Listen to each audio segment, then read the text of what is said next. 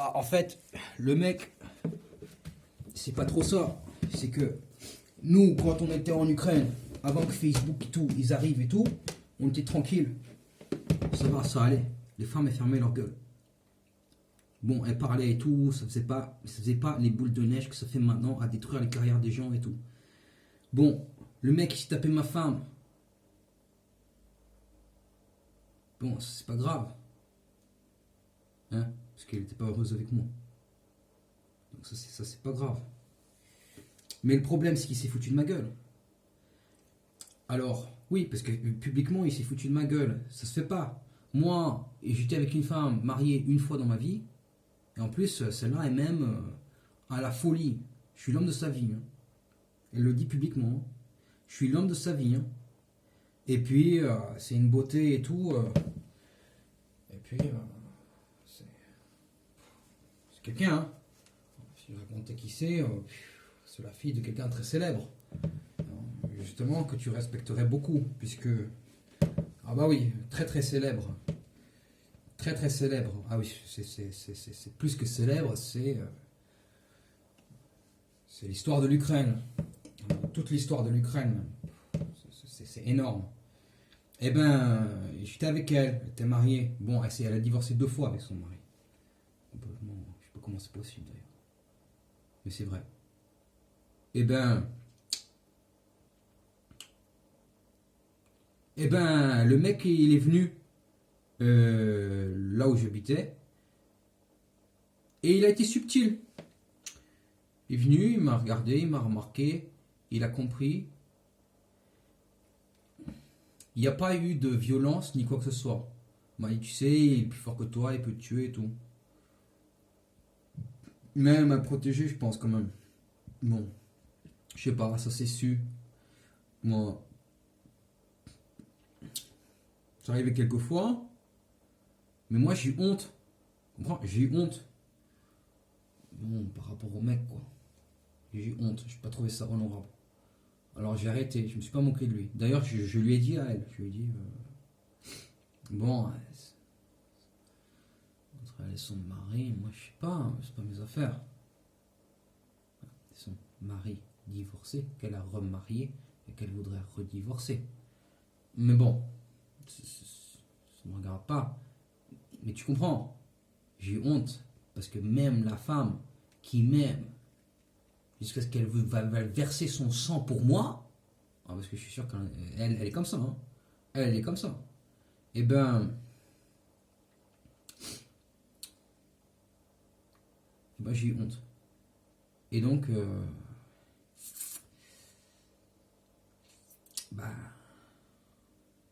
c'est pas parce que j'avais peur de lui, hein. Ah non, lui, il a rien fait, aucune menace ni rien. Non, il est même venu avec son père. Non, aucune menace, rien. Ils m'ont même rien dit. Ils sont juste venus, ils m'ont remarqué, ils m'ont dit 2-3 questions, c'est tout. Truc banal. Ensuite, j'ai compris que c'était lui parce que je l'ai reconnu. Je me suis réitéré son look et son visage parce que je l'avais rencontré bien des années en avance. Voilà.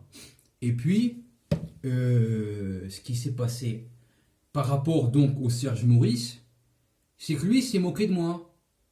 Et moi, je veux savoir si tout ce qui s'est passé en Ukraine, que je me suis fait tirer dessus, et tout ça, si c'est en rapport avec lui. Maintenant, moi, je veux le tuer. Bien sûr, moi, je veux le tuer.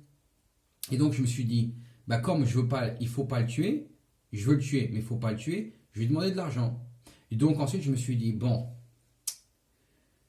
on va publier tout ça. Oui, je me suis dit, on va publier tout ça. Parce que, si je le publie, que je le montre à tout le monde, je montre mon mauvais penchant.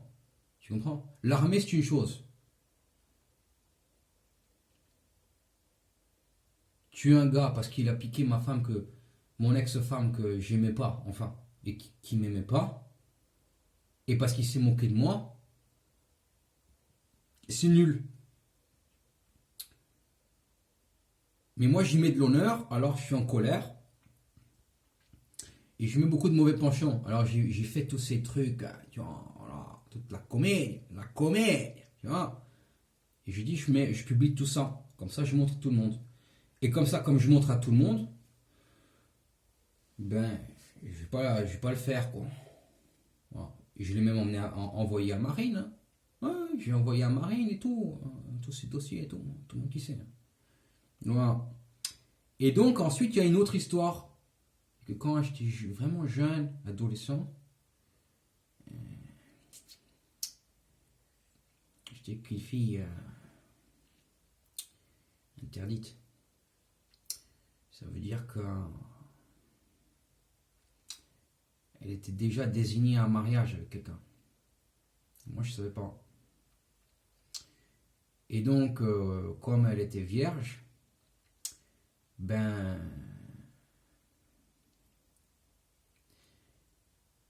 en fait, dans sa tradition à elle, c'est moi son mari. En fait, c'est moi son mari, quoi. Il n'y a rien à faire. Et donc, il s'est passé 22 ans. 22 ans de, de galoute, de souffrance. On ne sait pas où. Voilà. Et elle, je ne sais même pas si elle a le droit d'avoir des enfants. Ah, je crois qu'elle n'a pas le droit. Donc, ça fait toute une histoire que. Il faut que je demande pardon. Et puis, il faut que je retourne là-bas. Et c'est même pas sûr qu'elle va accepter, hein. On ne sait pas. C'est-à-dire, moi, je peux retourner là-bas. Et puis dire, voilà, je suis là et tout. Mais que je ne le fais pas de la bonne manière. Et elle refuse. T'imagines? Elle a souffert toutes ces années. Peut-être qu'elle n'a même pas d'enfant. Ou peut-être qu'elle en a avec son mari. Mais finalement, c'est même considéré illégitime. Ça veut dire que sa communauté à elle, ils n'ont pas, peut-être même pas eu le droit de la marier.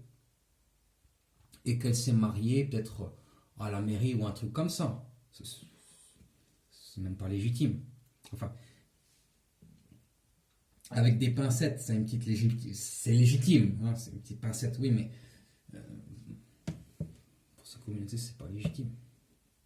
Donc c'est la honte pour elle. Et c'est la honte pour elle à cause de moi. Donc, bloqué. Je suis très bloqué. Je sais pas quoi faire par rapport à ça. Voilà. Voilà. Donc je pense toutes ces années, comment faire. Voilà. Et ma famille ne voulait pas, puisque quand mes parents l'ont vu, ils ont très mal réagi. Et puis mon père, qui est juif, hein, il est catholique, mais il est juif catholique par le père. Ça veut dire que c'est pas des juifs chrétiens catholiques, c'est pas des chrétiens catholiques convertis, c'est des juifs convertis catholiques, les pères. Mais en fait, il y a un problème, c'est que la personne qui a choisi mon prénom, c'est un fils d'ambassadeur très connu d'un autre pays.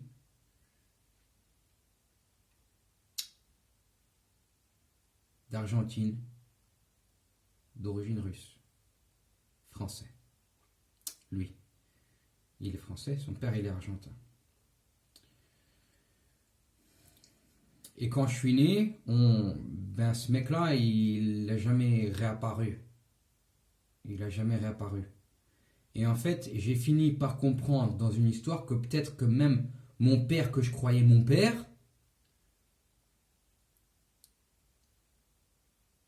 c'est pas mon père. Donc c'est l'autre là. Et que ce mec-là, il travaille dans l'armée en France. Et c'est lui qui donne la Légion d'honneur. Ce serait lui qui aurait même donné la Légion d'honneur à des gens très connus, si tu veux comprendre ce que je veux dire. Mais que je ne l'ai jamais vu ou que je l'ai vu que seulement une fois. Et à ce que j'ai compris, c'est même une drôle de lignée religieuse, c'est même pas par le père, son père, ambassadeur, c'est pas des juifs. Mais sa mère, c'est une russe. Voilà. Et quelle religion, je sais pas. Je sais pas. Mais dans sa famille à lui, son cousin s'est fait assassiner parce que son cousin de mère juive, hein, tiens, de mère juive, s'est fait assassiner en Iran, parce qu'il est devenu musulman chiite. Il s'est fait assassiner. Bon, c'est une petite famille très riche, extrêmement riche. On parle, c'est comme les Rothschild, hein, c'est pareil, en Italie. Donc il venait pas exactement d'Italie au départ, mais italien, et puis ensuite parti en Argentine. Et puis donc, lui, ce serait mon potentiel, ce que je pense, mon grand-père, lui, marié à cette russe. Et c'est pour ça que je pense mon père parle russe couramment. Voilà. Et ma sœur ne serait pas non plus la fille de mon père, en tout cas celui qui m'a éduqué. Ce serait la fille d'un Libanais. Il y a des pires histoires encore là-dedans. Et ma mère m'a dit que quand j'étais petit, que j'étais juif. Tout le temps, et qu'il fallait que je me taise et que je dise rien à personne. Mais tu comprends, avec les années, moi je vis avec ça. Hein. Voilà, tout le temps, je vis avec ça, je vis avec ça, je vis avec ça. Que avec ça, dans ma tête. Mais c'est bien, moi je suis très heureux, hein, pas de problème. Hein. Voilà. Et puis donc, le mec qui a mis son nom pour être mon père quand je suis né, c'est pas lui qui a choisi mon nom. Puis ma mère, elle a gueulé parce qu'elle voulait m'appeler différemment, mais elle n'a pas eu le droit. Et puis ensuite, le mec, il m'a mis un truc, une tige dans la bouche, quand j'avais 27 ans. Il ouvre la bouche, il m'a mis un truc. Et j'ai compris plus tard que c'est ce truc pour faire les détectages génétiques. Et puis ensuite, il a divorcé avec ma mère. Voilà. Et puis ils m'ont mis à la rue plein de fois, mes parents. Plein de fois. J'étais à la rue plein de fois. Plein de fois. À la rue plein de fois. Plein de fois. Plein de fois. Donc quand j'ai rencontré donc mon ex-femme, j'avais une famille et puis j'avais une stabilité, quoi. Et puis aussi ma mère qui n'a jamais voulu donc la première femme, la brésilienne, elle s'est suicidée d'une overdose. Une blanche en plus, elle était blanche et puis elle était catholique. Je crois bien qu'elle était catholique. Et en plus, ils en voulaient même pas. Un passeport brésilien, ils en voulaient même pas.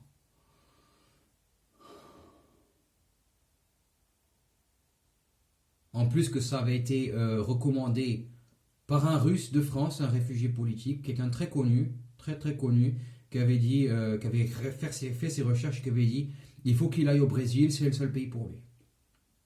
Donc même ça, ils n'avaient pas voulu. Ensuite, la fille de Sardaigne qui a avorté. Imagine. La honte. C'est la choum, c'est pire que tout. Et ensuite, mon ex-femme qui a... j'ai compris qu'il y a un truc aussi dans ce genre. Et mon ex. Imagine. N'importe quoi. Voilà. Et toujours, avec l'histoire avec mon ex-femme, toujours ma mère qui disait faut pas que tu aies d'enfant, faut pas que tu aies d'enfant, faut pas que tu aies d'enfant.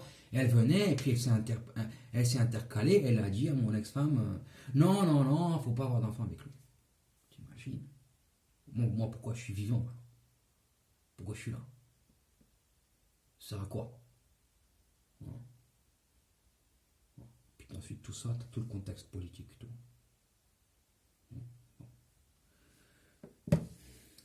Et ma mère qui ne sait pas, moi j'ai fait les recherches, donc j'ai fait toutes les recherches. Et puis ensuite même, donc le mari de ma mère, c'est déclaré mon père, lui savait que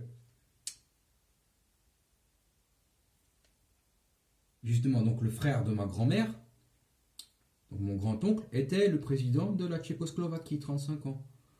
C'était lui. Tchécoslovaquie, 35 ans. Voilà. Gustav. Husak. Voilà. D'ailleurs, quand je suis allé en Slovaquie, ils ont beaucoup apprécié et puis ils m'aimaient bien.